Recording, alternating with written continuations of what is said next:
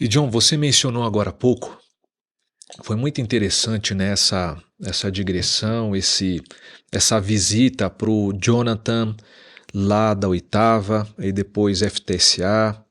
E foi muito legal a sua afirmação primeira que não dá para te definir, porque, cara, essa peregrinação, né, do Jonathan Menezes. Isso é muito bonito, importante e fundamental. Mas você fez referência aqui a pessoas, Uhum. né, a autores que também são autores porque são pessoas, então eles falaram desde uma experiência, seja o Schaeffer, que a gente pode ter aí alguns senãos para ele, Uhum. né? Na verdade não para ele, mas de repente aí quem sabe para os seus intérpretes, Uhum. né? Mas isso não é assunto de hoje, de uma Sim, sim. análise apologética, Uhum. né? Você mencionou essas duas fontes entre tantas que foram importantes para você, né, no sentido da literatura cristã para um processo discipular que não é de uma grade de conteúdos, mas sim uma síntese ou um símbolo daquilo que é a nossa vida enquanto peregrinamos. Uhum. E aí tem alguns autores que hoje eu os conheço por causa da sua influência na minha vida, por me apresentar também esses autores, como por exemplo Henry Nouwen, Uhum. Thomas Merton, que você mencionou, uma recente que eu descobri por meio também das suas indicações, Simone Weil, Uhum. né? E para mim o que eu estou ainda assim enamorado, Richard Rohr, com o Uhum. Cristo Universal. Uhum.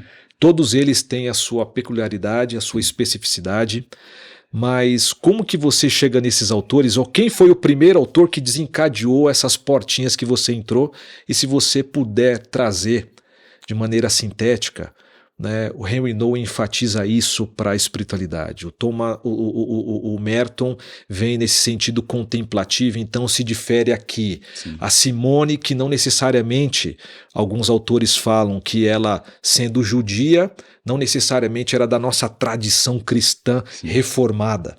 Né? E o Rohr, que a gente vai numa perspectiva mais do Cristo universal. Dá uma palhinha para a gente desses autores. Sim. Acho que a porta de entrada foi o Noe. Eu lembro que um tempo em que eu ainda era estudante de história e participava do ministério, que foi importante, fundamental na minha formação cristã e universitária também, acadêmica, a Aliança Bíblica Universitária, A ABU. a ABU, a famosa ABU. Eu tive contato através da ABU com escritos de vários escritores aí cristãos que fizeram parte fizeram e fazem parte da biblioteca de autores e livros que eu li ao longo da minha vida, né? E para alguns deles você retorna, alguns ficam presentes para sempre, outros você não foi importante em um dado período, né? Durante um período por uma razão, aí depois você não necessariamente retorna, mas acho que um autor meio onipresente na minha caminhada com a espiritualidade sempre foi o Noe, né? E acho que, bom, a obra dele, ela é multifacetada, aliás, de todos esses que você mencionou, né? E eu acho que eu poderia destacar alguma coisa o que me atraiu. Uhum. Ao invés de talvez seguir uma trilha meio temática e dizer o que me atraiu nesses autores, né? O que me atraiu ao Noe foi a humanidade do Noe. Essa coisa da vulnerabilidade dele, que é Exato. sensacional. Isso é o que me tocou diretamente, assim. Antes de ler Noe, eu não sabia que aquilo que ele performa nos livros, e não apenas nos livros, quem conheceu, quem testemunhou um pouco sobre a vida dele também diz, e além da obra dele, eu li algumas biografias também, né? Eu acho que eu recomendo de maneira mais particular as biografias escritas por dois Michaels, né? O Michael Ford e o Michael O'Leffen, são para mim os dois melhores biógrafos do Noe. Quem o conheceu em vida diz que aquilo que essa humanidade que está presente nos escritos, ela é a vida dele. Uhum. Então há uma íntima conexão entre seus escritos e a sua vida, mas ao mesmo tempo há dissonâncias entre seus escritos e aquilo que ele performa nos escritos a respeito da vida de oração, por exemplo, de uma vida transformada em Cristo, a respeito, um tema que é tão enfático, né, na obra como um todo, do amor incondicional de Deus por cada um de nós, né, que nos chama de filhos e filhas amados. Também uma certa dissonância em relação a isso, uma certa incapacidade de viver tudo aquilo que ele escreveu, né? E o que para mim ainda é mais fascinante, porque se a gente é honesto com a gente mesmo, a gente percebe que essa dissonância está presente em nós, que nós somos, nós vivemos a partir de certas contradições também, né? O Paulo já apontou isso pra gente, né? Essa coisa de, né, o que eu gostaria de ser, quais são os meus ideais e aquilo que a minha vida atinge ou alcança. E isso não anula a boniteza da própria pessoa em compartilhar com a gente, desde essa vulnerabilidade, Sim. O próprio Cristo que foi vulnerável, Exatamente. Que se entregou. Eu acho que ele está revelando, né? E não é à toa que ele tenha escolhido pessoas vulneráveis como Adam, que foi um dos membros da Arca, né?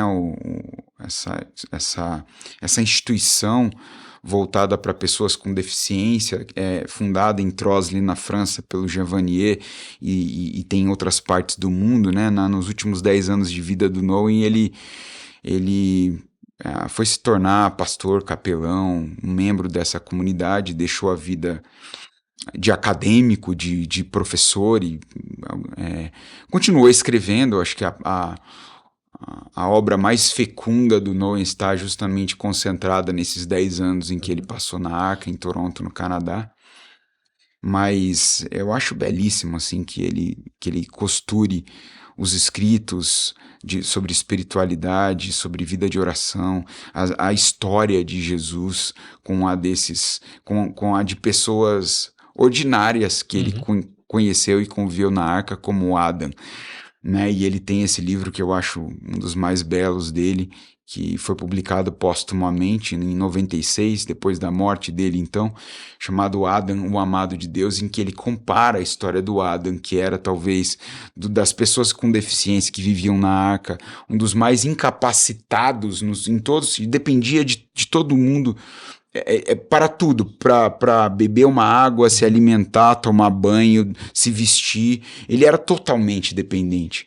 E como ele conecta essa total dependência do Adam com Jesus, sabe? Com esse Deus que se fez gente, se fez carne, se fragilizou, se humanizou. É algo genial, único, e requer uma sensibilidade que está presente em alguém que só tinha essa sensibilidade também. Acho que é um traço da personalidade, mas também um traço da história. Alguém muito sofrido, muito doído, né? E que viveu assim e foi até os últimos dias dessa maneira. Quem lê o diário do último ano sabático do Nouwen, né, ou seja, o último ano de vida dele, percebe que ali há muito ainda de dúvidas, de inquietações, de orações não atendidas, de traumas revelados, de questões que ele diz assim: olha, isso está tanto tempo comigo. Eu me lembro de sentir isso na adolescência, um senhor de 63 anos falando isso, né? Assim, não para destacar, não, no sentido de, digamos, de tornar as nossas mazelas um meio de espetacularização das mazelas, né? Ele não fazia isso, inclusive ele criticava quem fazia isso. Ele dizia: não é exatamente isso que eu quero dizer quando eu falo do médico ferido, do sofrimento que cura, que é um dos livros dele, inclusive, mas eu estou falando que é possível. E quando ele diz é possível, ele está então relendo a história de Cristo, e ele está relendo a sua própria história. É possível, por meio do nosso eu ferido, se tornar instrumento de cura para outras pessoas. E ele foi, e continua sendo, mais de 20 anos depois, né, cerca de quase 30 anos depois da sua morte, ele continua sendo uma pessoa fecunda, não é? Em tudo que fez e escreveu.